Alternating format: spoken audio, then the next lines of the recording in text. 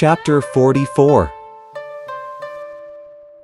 Jiang Ziya's souls float over Mount Kunlun, the heavenly destruction.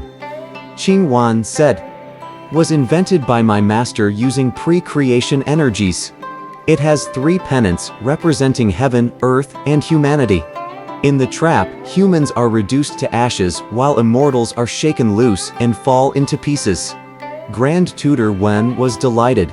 How about the earthly fury? My earthly fury contains energies of the earth concentrated in a solid mass. Heavenly Master Zhao answered. It undergoes endless changes, now appearing, now disappearing. It has a red pennant, and when it waves, thunder roars above and flames spring up from below. Neither humans nor immortals can survive in it. What about the roaring typhoon? My roaring typhoon produces wind and fire. Heavenly Master Dong explained. But they are not ordinary wind and fire, they existed before Genesis. Millions of swords are concealed therein which emerge as the wind and fire arise. Men and immortals alike will be cut into small pieces when they enter. Nobody can come out alive. How about the frigid ice? I invented it after years of assiduous effort. Though it's called frigid ice, it's really a mountain of swords.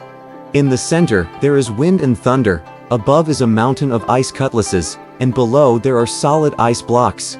Even those with the most extraordinary magic powers will find it difficult to escape fate when the upper and lower sections crash together. Heavenly Master Yuan explained. What about the golden light? What wonders does it possess? My golden light is made from essence derived from the sun, moon, heaven, and earth. There are 21 magic mirrors, each hung on a high pole by a ring. Any intruder, either man or immortal, is turned into a stream of blood by one touch of the golden light that shoots from the mirrors. No one can escape destruction. Mother Golden Light replied. How about the bleeding blood? My trap is full of the forces which existed before Genesis. Besides wind and thunder, it contains a vast quantity of black sand. If men or immortals intrude, thunder and wind arise and blow the black sand into the air. Any part of the body that comes into contact with the sand immediately turns to blood and bleeds until the whole body disappears. Heavenly Master Sun explained. What are the wonders of the vehement flame? My trap contains 3 kinds of fire, the divine fire that immortals produce in their stomachs, the fire of air, and the fire of rock. There are 3 red pennants in the trap. At any intrusion, the 3 pennants begin to wave and the fires instantly burn the intruder to ashes.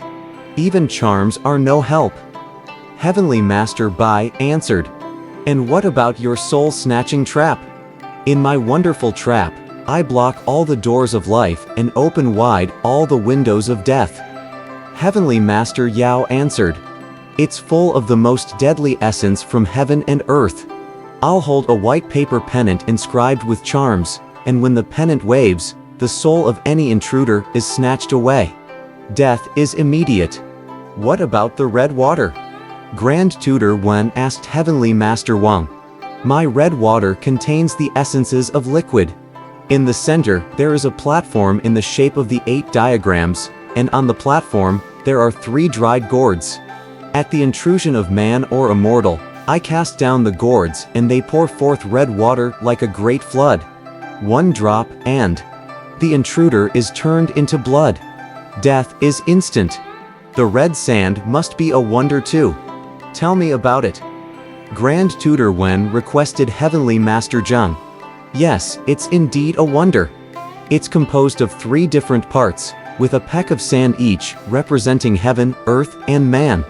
Each grain of sand is a sharp sword that will reduce any intruder to powder. Not even an immortal or a Buddha can escape. Grand Tutor Wen was extremely pleased. Now that you're here to help me, I'll destroy West Qi in a matter of days. Even if they have millions of soldiers and thousands of generals, they can do nothing to save themselves. The Shang dynasty must be favored by fortune. Heavenly Master Yao of the soul-snatching trap, however, held a different opinion. Brothers, as I see it, Jiang Ziya's magic powers are weak, and West Qi City is insignificant. They aren't worthy of the 10 traps. Let me use a much simpler device to put Jiang Ziya to death. West Qi will collapse at the loss of its leader.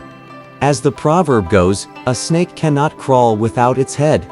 An army without a commander is reduced to chaos. Why fight a battle when it isn't necessary? Brother, said the Grand Tutor, if you can finish him off with your ingenious art, we needn't even shoot an arrow, and the lives of our soldiers can be saved. But please tell me what device you'll use. Jiang Ziya will die in just 21 days. He'll find it difficult to escape, even if he were an immortal or Buddha. Heavenly Master Yao promised. When Grand Tutor Wen asked him for details, Heavenly Master Yao whispered in his ear. Grand Tutor Wen was overjoyed. Once he's dead, his whole army will certainly collapse, and we can subdue West Qi over drink and gossip. It must be heaven's blessing on His Majesty. Let Brother Yao render you this service. We're here with only one purpose, to help Brother Wen. The Taoists replied in one voice. Heavenly Master Yao left the others and walked into his soul-snatching trap. There he had a platform of earth built on which he set a desk and a straw effigy. On the body of the effigy he wrote the characters Jiangshang. And on its head he hung 3 lamps to draw out Jiang Ziya's souls. At the foot of the effigy he put another 7 lamps to receive Jiang Ziya's sub-souls.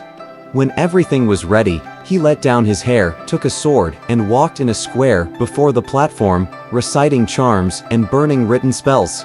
He did this 3 times a day. 3 days later, Jiang Ziya began to feel dizzy and restless and could neither sit nor sleep in peace. When he met his generals, he remained silent, as if at his wits' end. Sometimes he appeared dazed, and at other times irritated, never once offering any suggestions. His complexion had also changed greatly in the last few days. Yang Jian felt puzzled. Why does he behave like this? He's a disciple from the Jade Emptiness Palace, and bears a great responsibility as Prime Minister and Commander. Moreover, his timely appearance in West Qi was portended by celestial phenomena. Could it be that he's possibly be reduced to this state just because he can't cope with the 10 traps? I really don't understand it. He felt extremely worried.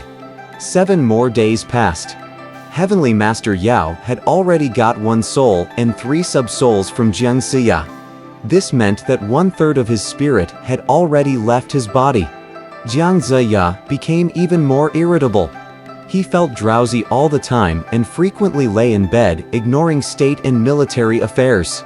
Not one of his generals realized the true cause. Some thought that he was demoralized by his inability to cope with the enemy, while others thought that he was too weary and needed a rest. 15 days passed. Heavenly Master Yao had seized another soul and another 3 sub-souls. This made Jiang Ziya sleep all day, snoring as loud as thunder. Nijia and Yang Jian discussed the matter with the other generals. A huge army is just beyond the walls, waiting for us with the 10 traps.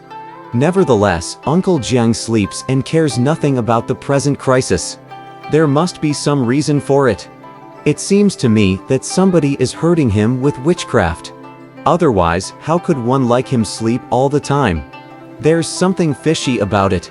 Yang Jian suggested. Yes, there must be some reason. Let's go to his bedroom and ask him to come here. We'll see how he reacts. They echoed. Arriving in the bedchamber, they asked the attendants. Where's the Prime Minister? He's still sleeping. They told one of the attendants to rouse him. As Jiang Ziya walked out, Wu Ji moved up and said, Master, why do you sleep every day and neglect state and military affairs? We're extremely worried. Won't you discuss things with us now? Jiang Ziya went to the conference hall very much against his will, and during the discussion remained silent. He seemed to be intoxicated. A sudden gust of wind blew through the hall, and they took the opportunity to test his mental faculties. Uncle, Nijia said, this wind seems to have an evil air about it. Won't you find out whether it portends good or evil? Jiang Ziya bent his fingers as if making a divination and answered. There's nothing abnormal about it. It's just the ordinary wind that ought to blow today. Because the greater part of his spirit had gone, Jiang Ziya's senses were also dulled. But nobody dared utter a word. The conference dispersed and they left the mansion. 20 days passed. Heavenly Master Yao had captured 2 of his souls and 6 of his sub-souls. Only 1 soul and 1 sub-soul remained, and they, too, soon left his body through his skull. When Jiang Ziya was found dead, all his generals, together with King Wu, stood around the corpse and wept bitterly. Father Prime Minister.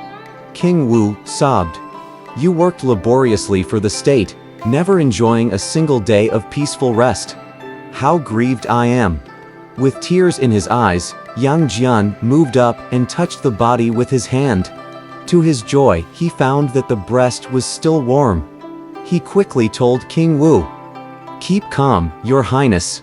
His breast is still warm, so he may not yet be dead.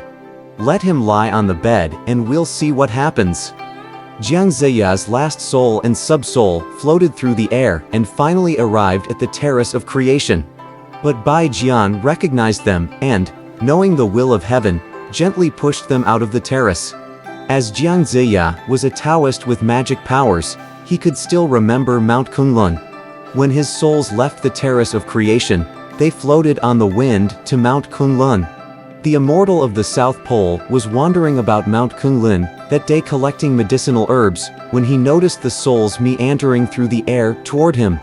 With a cry of alarm, he rushed up and stuffed them into his gourd and then quickly covered its mouth with a cork.